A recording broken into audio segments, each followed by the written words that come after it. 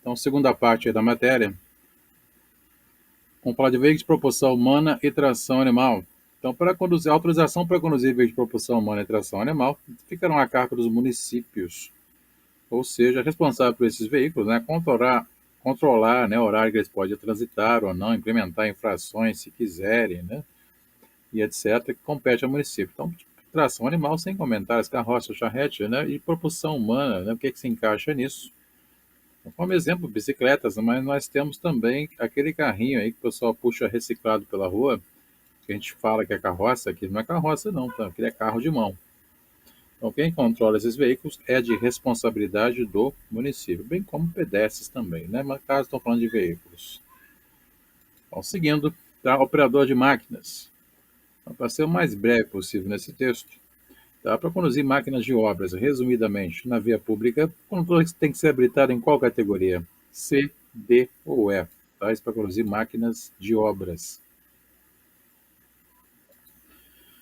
Então, como exemplo, eu tenho aqui na minha imagem uma retroescavadeira, tá?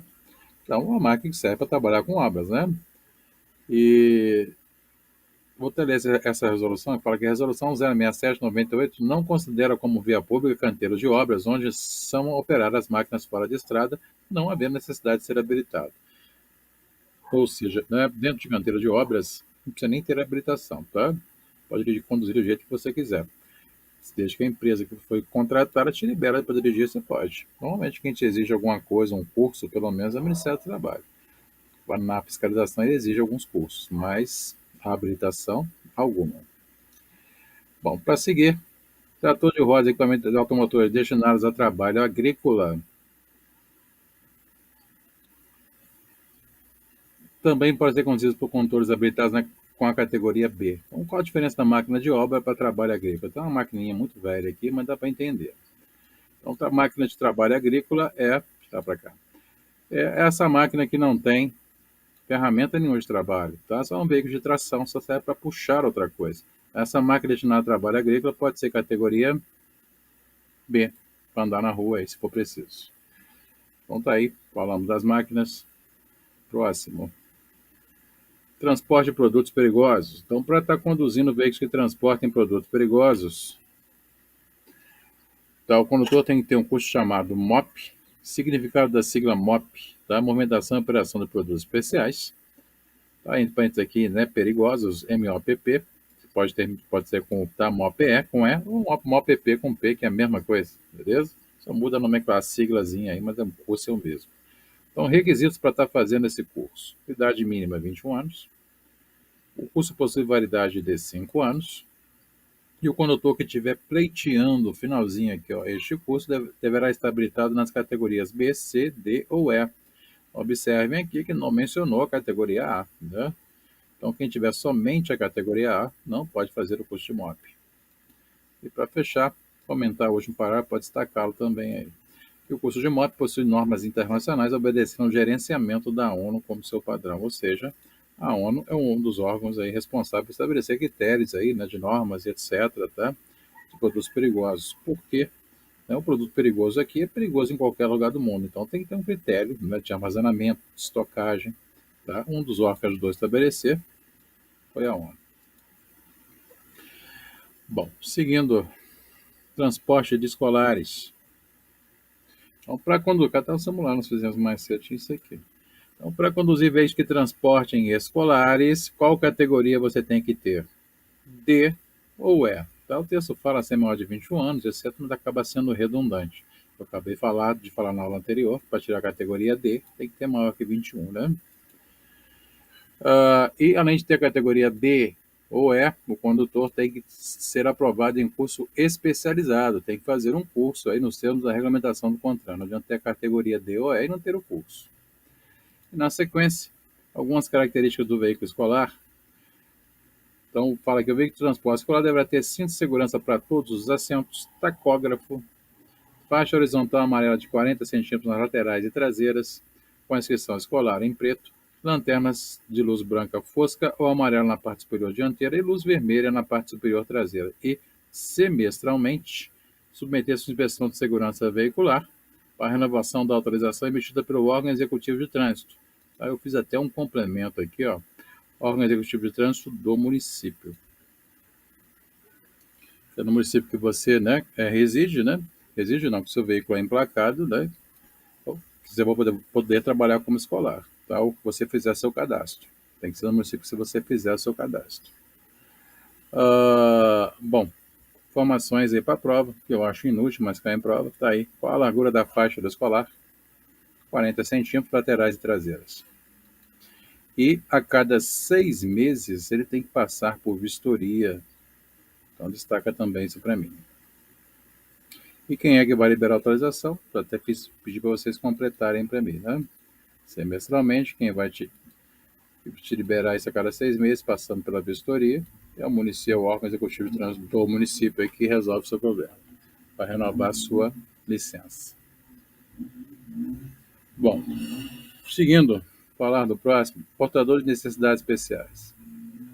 Então, um portador de necessidades especiais será examinado por junta médica, sua prova de direção veicular será considerada especializada, quero isso aqui em destaque.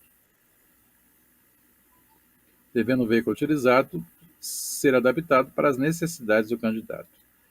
Beleza? Então, por que a prova dele vai ser especializada? Então, vou dar um exemplo aqui, tá? Se você mora em uma cidade que é pequena, né? Só tem aí uma autoescola, tem mais que uma, mas nenhuma tem veículo adaptado, você pode estar comprando aí seu próprio veículo, adaptar para a sua necessidade e fazer exames, aula para aula no seu veículo, exames no seu veículo, tá? Com autorização, é lógico. Mas você pode estar fazendo tudo no seu próprio veículo, como exemplo. Ou a sua necessidade, né, não é atendida pelos CFCs, pelas autoescolas da sua região onde você vai fazer os seus exames, você pode também estar usando o seu próprio veículo. Bom, vamos lá. Condutor estrangeiro. Bom, o que me interessa do texto? Somente o significado da sigla, que é a sigla PID. Então, o que é PID? Que é Permissão Internacional para Dirigir.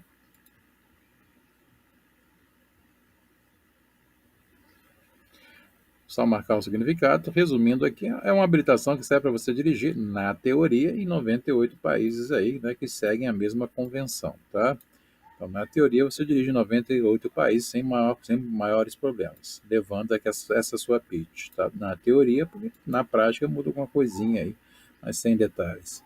O que me interessa é a pitch, o significado da sigla, já diz que todos vocês terão direito, só pagar uma taxa aí para o Estado, ela vai chegar na sua residência para você viajar aí para fora do país. Renovação da habilitação. Então, o prazo para estar renovando a habilitação. Então, o que vence não é só a carteira de habilitação. A carteira de habilitação não vence. O que vence é seu exame de saúde, seu exame médico. Então, de quanto em quanto tempo eu tenho que estar reavaliando minha saúde, lá, meus exames? Então, está aqui, ó, letra A. Quando estou com idade inferior a 50 anos, renovar seus exames a cada 10 anos. Quando estou com idade superior a 50 e inferior a 70, a cada 5 anos.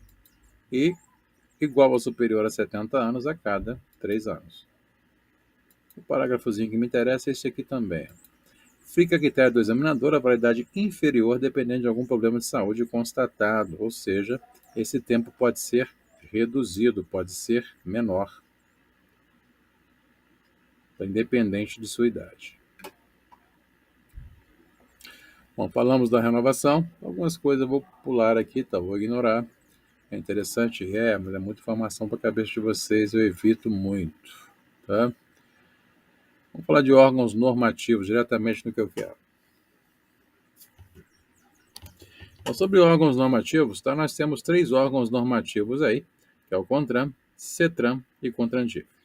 Então, sobre o CONTRAN, vocês vão destacar no seu texto, que está em vermelho na minha tela, que ele é o órgão máximo normativo, somente isso. E, ainda no seu texto, essa parte final aqui, que fala sobre criar câmaras temáticas.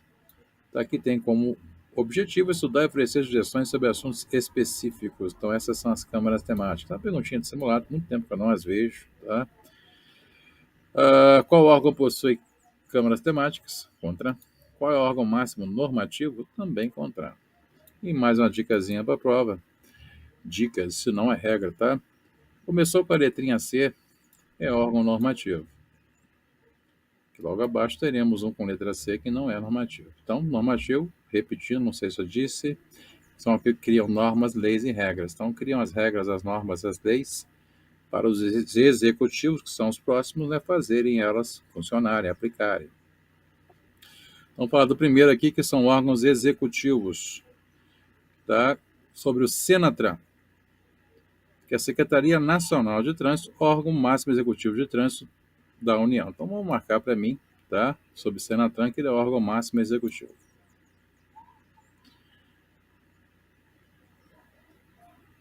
Então, o texto fala aí, no qual compete coordenar, supervisionar, fiscalizar a execução da Política Nacional de Trânsito, cabe ainda ao DENATRAN organizar e manter o BINCO, Base Nacional de Condutores, arquivo de dados sobre o condutor durante toda a sua existência, e etc. Não vai entrar em detalhes não. Então, a função do DENATRAN, tá, resumidamente, tem mais funções. Tá? Resumindo, ele controla banco de dados, tá? Banco de informações. Tá? A responsabilidade dele, né, fomentar os dados aí, manter eles aí atualizados. Então, o que me interessa aqui, eu quero duas siglas de significado para a sua prova. A primeira sigla, a sigla RENASH. Destaca para a sua prova o significado dessa sigla, pode aparecer nos nossos simulados aí. E a outra sigla é o RENAVAN, Clássicos em Simulados. O que é RENAVAN? É o Registro Nacional de Veículos Automotores. Então, duas siglas e significado, RENASH e RENAVAN. As demais estarei ignorando. Façam o mesmo. RENAESH e RENAINF aí, pode deixar quieto. Vamos lá, sobre DETRAN. Então, DETRAN é o Departamento Estadual de Trânsito, órgão executivo dos estados do Distrito Federal, que cumpre e faz cumprir a legislação de trânsito no limite de sua jurisdição. Então, compete-lhe ainda, quem está vendo hoje já vem destacando esse parágrafo. Então, compete-lhe ainda fiscalizar, controlar o processo de formação, aperfeiçoamento, reciclagem e suspensão de condutores, e sob a delegação do Senatran, expedir a permissão para dirigir a Carteira Nacional de Habilitação, vistoriar, inspecionar, registrar, emplacar e licenciar veículos. Então, destaque o parágrafo todo lido. Eu dou até uma dicasinha para simulados aí, se chegou na prova, você bucou, pergunta lá qual órgão emite a CNH, qual órgão, né, emite documentação de veículo, tá? É a dica que é o DETRAN, né? Quem emite é o DETRAN, que pode emitir, certo? Então, a dica é, pensou em veículo em condutor, tem que resolver algum problema, quem resolve para você é o DETRAN. Então, referente à documentação e etc. Tá? Qualquer veículo condutor, quem vai estar resolvendo o seu problema, DETRAN. E vamos falar de um órgão logo abaixo, que começa com a letra C, mas ele não é normativo, que é a CIRETRAN, que é a Circunscrição Regional de Trânsito. É um órgão de trânsito subordinado ao DETRAN. Então, como exemplo, né, no nosso estado, né, o DETRAN fica na capital. Nas cidades metropolitanas maiores, nós temos CIRETRANs regionais. Então, são as CIRETRANs regionais que resolvem os problemas para o DETRAN. Então, para você não ter que ir lá na capital para resolver o seu problema, você resolve na CIRETRAN da sua região. Beleza? Então, ela tem o mesmo papel do DETRAN fora da capital, com algumas restrições que só o DETRAN faz. Mas, em via de regra, por exemplo, você quer emplacar o seu veículo, você vai na CIRETRAN na regional sua, e etc. Beleza? Até o processo de habilitação de vocês é controlado pela CIRETRAN regional, até a aprovação final. Portanto, quem é que te entrega a carteira de habilitação? Quem é que emite? Quem é que te expede? Né? Quem te entrega a carteira de habilitação? Ó, é o DETRAN. Ele que chega na sua casa através do DETRAN. O único que pode te entregá-lo. Bom, seguindo aqui, prefeitura. Então, cada município deve gerir seu próprio trânsito, controlando o fluxo de veículos, ciclistas e pedestres e animais. E cabe também ao município autorizar a condução de veículos de propulsão humana e tração animal e órgãos municipais. Então, daí, quando o trânsito é municipalizado, né, exemplo aí na cidade de Juiz de Fora, o trânsito é municipalizado. A própria prefeitura gere seu próprio trânsito. Beleza? Seguindo. Bom, sobre DENIT e DER. Então, DENIT, Departamento Nacional de Infraestrutura e Transporte Terrestre, órgão executivo da União com jurisdição sobre rodovias e estradas federais. DR, Departamento de Estrada de Rodagem, órgão executivo rodoviário dos Estados e do Distrito Federal com jurisdição sobre rodovias e estradas estaduais. Então, onde é que cada um aí vai gerir, né, vai tomar conta? Então, o DENIT nas rodovias federais, tá? E o DR nas rodovias estaduais, tá? Não privatizadas, é lógico, né? As privatizadas seriam as empresas que privatizaram. Então, qual é a responsabilidade de cada um? Tá? A grosso modo, o que eles fazem? É a manutenção da via, mantém a via, né, em condições de uso, que eles nunca fazem, mas está aí, essa seria a atribuição dele, do DENIT e do DR. Tá? Capina, asfaltamento, né, emplacamento da via, é de responsabilidade desses órgãos aí como exemplo. Esse cada um tem mais um pouco, tá? Esse aqui é a grosso modo. Próximo aí seria órgãos fiscalizadores, então são os que multam, né? Então, PRF, Polícia Rodoviária Federal, tem a competência de realizar o patrulhamento ostensivo e a fiscalização nas rodovias e estradas federais. Coloquei como exemplo aqui, rodovia federal BR-040. Então, quem fiscaliza lá é a PRF. Então, PMRV, Polícia Militar Rodoviária. Então, tem a mesma competência da PRF no âmbito de rodovias e estradas estaduais do Estado. Então, com o nosso Estado, como exemplo, eu coloquei aqui na MG 267, que o órgão responsável por fiscalizar aí seria a Polícia Rodoviária Estadual. E para fechar, PM, Polícia Militar do Estado do Distrito Federal, executa a fiscalização de trânsito conforme o convênio firmado, ou seja, onde é que for preciso, ela apoia a fiscalização. Tá? Ela pode apoiar aí na BR, ela pode apoiar na MG, apoiar dentro da cidade, depende da sua solicitação. Ela não tem local fixo. E para fechar aqui, sobre órgãos recursais. Então, os de cima aí multam. Se você não concorda com a multa recebida, você vai recorrer à JARI do órgão que te multou. Então, o significado da sigla JARI é Junta Administrativa de Recursos de Infrações. Beleza? Para isso que serve a JARI. Bom, vou criar duas coisas só aqui, tá? Vamos lá, vou ler até o texto para gastar um pouquinho. Vamos lá. Responsável pela apreciação e julgamento dos recursos interpostos pelos infratores que tenham sido autuados pelos órgãos executivos de trânsito. Então, 30 dias para indicar o infrator, fala disso lá em penalidades. Então, quando é que você pode estar indicando o infrator? Quando seu veículo não é parado para multar, aquela infração que é dada para a placa do veículo, então você tem 30 dias para colocar alguém no seu lugar, se você não puder perder pontos na carteira. Mesmo que tenha sido você que estava dirigindo. Quem dá a brecha aqui é o próprio CTB. Coloca aí outra pessoa em seu lugar para ser penalizado, perder pontos e etc. E solicitar aos órgãos de entidades executivas de trânsito rodoviárias informações complementares relativas aos recursos, objetivando melhor a análise da situação recorrida, 30 dias para entrar com recurso. Estou explicando isso aqui também que me interessa, a vocês também para a prova. Então, um exemplo que eu falei aqui, quando não para o veículo, você tem como indicar alguém para pôr no seu lugar, certo? Não parou, posso indicar outra pessoa, não sabe quem está dirigindo. Mas quando para o veículo, não tem como você indicar ninguém, já sabe que é você que está dirigindo. Então, você vai ter um prazo aí de 30 dias, o mesmo prazo, tá? Para entrar com recurso, beleza? E fechando o texto, encaminhar os órgãos e entidades executivas de trânsito e executivos rodoviários informações sobre problemas observados nas atuações e apontados em recursos que se repitam sistematicamente. Eu li o texto todo, o que me interessa são somente essas duas explicações, tá? 30 dias explicado e 30 dias de recurso também explicado. E o que é uma JARI? Tá? Por vez de se carecer em simulado direto, vocês não sabem o que é JARI. Tá aí a informação do que é uma JARI.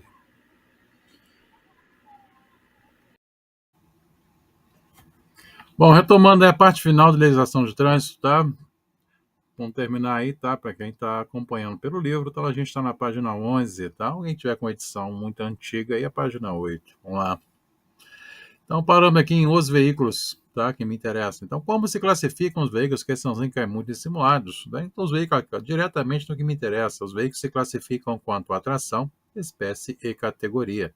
Então, essa classificação em geral dos veículos. Então, na documentação do seu veículo, vai vir especificado qual é a tração dele, qual é a espécie e qual é a sua categoria. Isso tem no documento do veículo. Vamos lá, então, quanto à tração.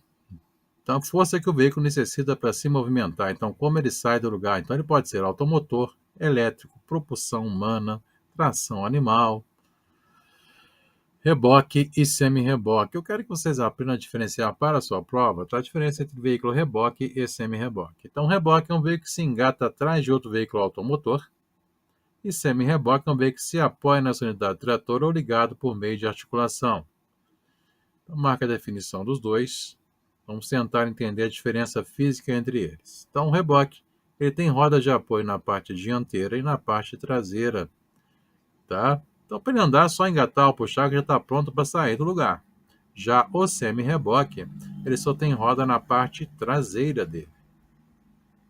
Então, para ele andar, ele tem que apoiar a sua frente em outro veículo.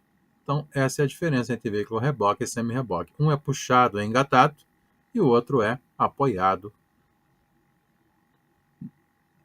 Beleza? Tá aí a diferença entre os dois. Então, o que é reboque e o que é semi-reboque.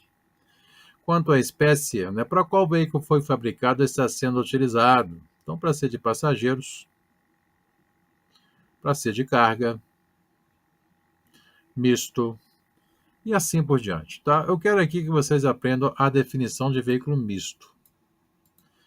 Então, o que seria um veículo misto? Né? Que transporte pessoas e carga no mesmo compartimento. Como exemplo aqui de texto, temos a palavrinha caminhoneta e utilitário e outros. Então, o que seria uma caminhoneta? Está aqui um exemplo, essa Blazer aqui é uma caminhoneta. Uma Kombi é uma caminhoneta. Então, o que seria uma caminhoneta é um veículo misto, que transporta pessoas e cargas ao mesmo tempo no mesmo compartimento. E aqui do lado temos exemplo de uma caminhonete. Beleza? Então tá aí aquela definição de veículo misto, o que é. Então, para ser de competição, né, de tração, especial e de coleção, né, ele se torna, né, ele não vai ser feito, mas vai se tornar de coleção. E até que destaque, não precisa ver que se é considerado de coleção, terá que ter mais de 30 anos e que mantém características originais possuindo valor histórico.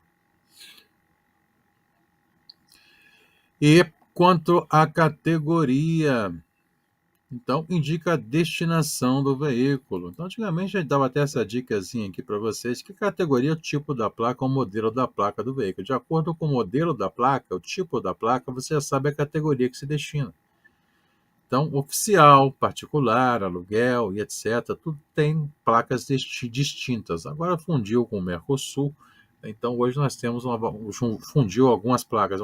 Tá? Para a prova, não se preocupe com a diferenciação de placas, que foi até abolido como questão de prova, né, devido à confusão de cenário isso ainda. O pessoal não consegue absorver, tá?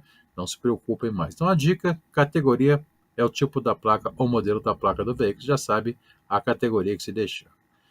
Então, pode ser oficial, como eu dei exemplo, né? Representação, e assim por diante, tá? Então, falamos quanto a tração, espécie e categoria. Então, categoria dada a dica, tipo da placa ou modelo da placa do veículo. Então, tá aí essa classificação dos veículos aí, em geral. Por enquanto, só. Pegamos mais uma parte daqui a pouco referente à documentação do veículo, daqui a pouco. Aguarde.